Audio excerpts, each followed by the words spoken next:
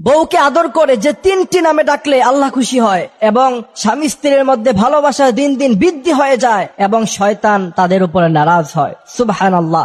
বউকে আদর করে এই 3টি নামে সবসময় ডাকবেন। আল্লাহ রাসূল সাল্লাল্লাহু আলাইহি ওয়াসাল্লাম আম্মা জানা আয়েশা রাদিয়াল্লাহু তাআলা আনহাকে এই 3টি নামে তিনি কিন্তু ডাকতেন। আমার ভাইরা, আজকে বিয়ে হওয়ার পরে মডার্ন যুগ, স্ত্রীকে জান বলে ডাকে, তারপর আর কি যেন বেবি বলে ডাকে।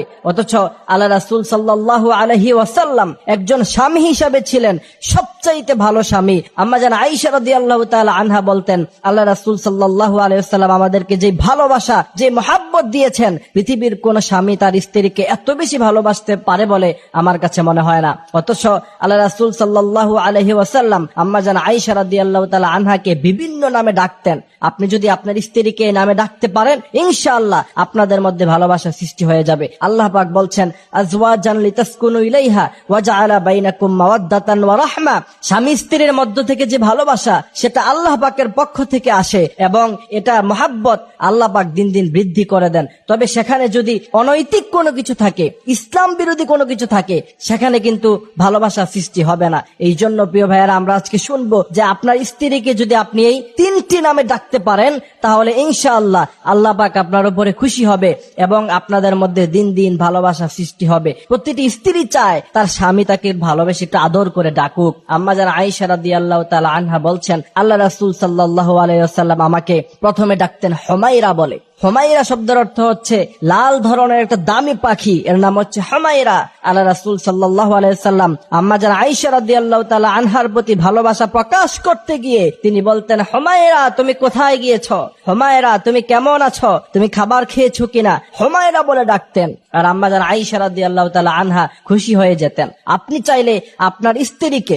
হুমায়রা বলে ডাকতে পারেন অথবা অন্য কোনো উপনামে ডাকতে পারেন যার অর্থ অনেক বেশি সুন্দর। তুমি সুন্দরী এমন বলে আপনি তাকে ডাকতে পারেন যে, সুন্দরী তুমি কোথায় গিয়েছো? আপনার স্ত্রী যদি কালো হয়, তারপর আপনি তাকে কালো বলতে পারেন না, কারণ আপনার স্ত্রী আপনার প্রতি ভালোবাসা কমে যাবে আপনি যদি তাকে ব্যঙ্গ করে কোনো কথা বলেন। আর যদি তার প্রশংসা করেন, তাহলে সে চাইবে যে তার ইজ্জত নিজেকে হেফাজত করে, আপনার জন্য সে সবসময় সেফ থাকতে চেষ্টা করবে। এই জন্য প্রিয় ভাইয়েরা, প্রথম নাম্বারে যদি স্ত্রীকে হুমায়রা বলে ডাকতে পারেন, ইনশাআল্লাহ এটা আল্লাহ রাসূল সাল্লাল্লাহু আলাইহি ওয়াসাল্লামের সুন্নাহ হিসাবে আল্লাহ পাক আপনাদের মধ্যে ভালোবাসা সৃষ্টি করে দিবে। দ্বিতীয় নম্বরে আল্লাহ রাসূল সাল্লাল্লাহু আলাইহি ওয়াসাল্লাম ডাকতেন ইবনাতু সিদ্দিক, অর্থাৎ সিদ্দিকের মেয়ে তুমি কোথায় গিয়েছো? আপনি চাইলে আপনার স্ত্রীকে তার বাবার নাম ধরে ইবনাতুন শব্দ লাগিয়ে আপনি আপনার স্ত্রীকে ডাকতে পারেন। তাহলে আল্লাহ রাসূল সাল্লাল্লাহু আলাইহি ওয়াসাল্লামের সুন্নাহ যদি আপনি মানেন, ইনশাআল্লাহ আল্লাহ পাক আপনাদের মধ্যে ভালোবাসা সৃষ্টি করে দিবে।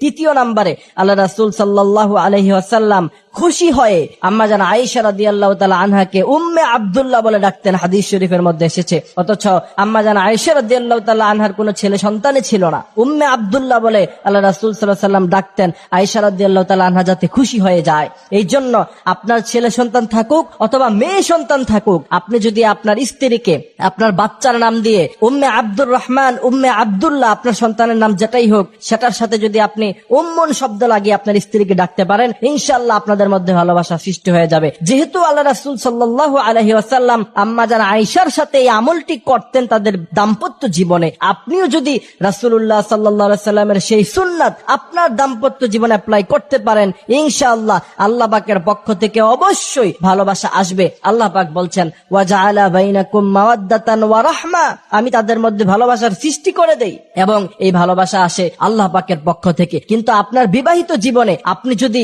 অনইসলামিক কিছু অ্যাপ্লাই করতে চান, ভিডিও দেখছেন, নাটকে দেখছেন, তারপরে ফেসবুকে বিভিন্ন কন্টেন্টের মধ্যে দেখছেন, তারপরে নতুন কি যে বাইরে হচ্ছে কাপল ব্লগিং, সেখানে দেখছেন, সেখানে দেখে আপনি এগুলি অ্যাপ্লাই করেছেন, আল্লাহ রাসূল সাল্লাল্লাহু আলাইহি ওয়াসাল্লামের সুন্নাহগুলি আপনি ছেড়ে দিয়েছেন, আপনি মনে রাখবেন জীবনেও আপনার দাম্পত্য জীবন সুখী হতে আপনি পারবেন না।